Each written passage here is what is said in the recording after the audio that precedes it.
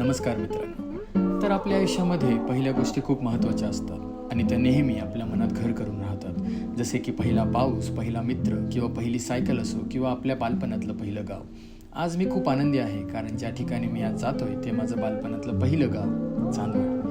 चांदवड हे अतिशय सुंदर, निसर्गातल्या कुशीतलं आणि एखाद्या गोष्टीतलं गाव मला वाटायचं. चारही बाजूला सुंदर डोंगर, हिरवळ आणि पावसाळ्यात तर निसर्गाचा हा एक खजिनाच होता. आज मला खूप वर्षानंतर ते गाव पुन्हा जगायचं होतं. सुरुवात केली मी त्या ज्यूस सेंटरपासून, जिथे वडिलांसोबत आम्ही लहानपणी जायचो. त्यानंतर शाळेतली सगळ्यात सुंदर आठवण म्हणजे इच्छापूर्ती गणेश मंदिर.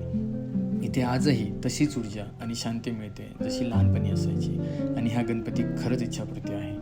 त्यानंतर मी निघालो चंद्रेश्वर महादेव मंदिर. इथे आम्ही प्रत्येक सुट्ट्यांमध्ये आणि महाशिवरात्रीला सगळे मित्र मिळून जायचो, वनभोजन करायचो, खूप मजा करायचो. त्यानंतर मी निघालो रेणुका माता मंदिर. हे मंदिर आणि इथल्या यात्रेतल्या आठवणी खूप सुख देऊन गेल्या. रस्त्यात विचार आला की यार उगाच मोठे झालो.